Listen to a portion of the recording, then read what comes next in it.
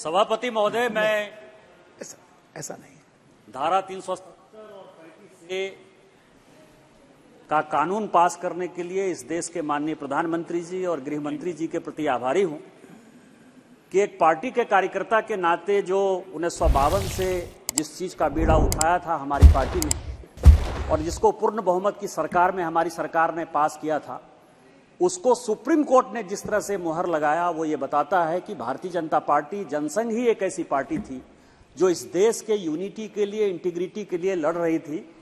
और इस कारण से आज एक कार्यकर्ता के नाते मन प्रफुल्लित है और इसीलिए इस बिल के समर्थन के लिए मैं खड़ा हुआ। सभापति महोदय, मैं बोलना नहीं चाहता था, लेकिन ये पार्लियामेंट है। पार्लियामेंट में कई एक चीजें जो है वो ऐसी चली जाती हैं जिसका कि असर बहुत दूर दूर तक होता है। सौगत बाबू ने श्यामा प्रसाद मुखर्जी जी के बारे में कई एक बातें की। मैं ये समझता हूं कि उन्होंने जिस जया मुखर्जी की किताब का जिक्र किया, यदि वो अपने खुद के बड़े भाई, ऑन रिकॉर्ड में कह रहा हूं सर, खुद के सौगत राय के बड़े भाई तथागत राय ने, उन्होंने श्यामा प्रसाद मुखर्जी पर किताब लिखी, यदि वही वो पढ़ लेते, क्या हो जाता है कि घर का जोगी जोगड़ा आन गांव का सिद्ध। अपने बड़े भाई को प्यार नहीं देंगे, सम्मान नहीं देंगे, उसकी बातों पर भरोसा नहीं करेंगे, उसके इतिहास पर नहीं जाएंगे, क्योंकि वो भारतीय जनता पार्टी में है। उन्होंने ये कहा, और मैं इसीलिए ये बातें कह रहा हूं सर कि मैं जिस राज्य से आता हूं उसने इस विभीषिका को देखा है। 1906 में जब ईस्ट बंगाल और वेस्ट बंगाल का डिवीजन हुआ तो श्यामा प्रसाद मुखर्जी ही ऐसे आदमी थे जिन्होंने कि बंगाल को यूनाइट करने के लिए एक बड़ा मूवमेंट क्रिएट किया और ईस्ट बंगाल और वेस्ट बंगाल का डिवीजन नहीं हुआ। श्यामा प्रसाद मुखर्जी ही ऐसे आदमी थे जिनके कारण कि पश्चिम बंगाल आज भारत का हिस्सा है।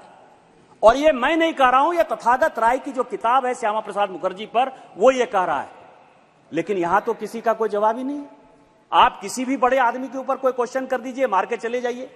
दूसरा सवाल यह है सर, राजा ने जो बातें कही या सुप्रिया जी जो बातें बोल रही थी, सॉवरेनिटी की बात कर रही थी, नेशनल इंटीग्रेशन की बात कर रही थी, चुनाव की बात कर रही थी कि चुनाव जो है, चुनाव के लिए सुप्रीम कोर्ट ने जो बातें कही हैं कि J&K को फुल स्टेटस मिलना चाहिए, मैं सबों से आग्रह करूंगा कि 497 पेज का वो जजमेंट है सुप्रीम कोर्ट का, उसमें पढ़ लीजिए कि क्या बात की। सुप्रीम कोर्ट ने अपने जजमेंट में कहा है कि solicitor general of India, Bharat सरकार ने ये हलफनामे में कहा है, अपने जीरा में कहा है कि हम जम्मू कश्मीर को, जो माननीय गृह मंत्री जी ने on the floor of the house कहा था, यही कोर्ट में कहा है, on the floor of the house ये कहा है और सुप्रीम कोर्ट में हलफनामा में कहा है कि हम जम्मू कश्मीर को फुल स्टेटहुड का दर्जा देंगे और जितनी जल्दी होगा हम चुनाव कराएंगे, 1 साल के अंदर कराएंगे। यही सुप्रीम कोर्ट का जजमेंट है। सुप्रीम कोर्ट ने कोई अलग से जो है अपना ऑब्जर्वेशन नहीं दिया है और उस जजमेंट में उन्होंने कंप्लीट लिखा है। इसीलिए मेरा कहना है कि पढ़ लेना चाहिए। दूसरा, सॉवरेनिटी की जो बात है सर, 1956 में स्टेट रीऑर्गेनाइजेशन एक्ट हुआ, हम नहीं थे, नेहरू जी ही थे इस देश के प्रधानमंत्री, और 1956 में सॉवरेनिटी के आधार पर यह कहा गया, यहां इसी सदन में चर्चा होते हुए, कि राज्य को कोई भी सॉवरेन पावर नहीं है, किसी भी राज्य को तोड़ने का, जोड़ने का, यूनियन टेरिटरी बनाने का, अलग राज्य बनाने का, भाषा के आधार पर बनाने का, ज्योग्राफी के आधार पर बनाने का अधिकार केवल और केवल भारत सरकार के पास है।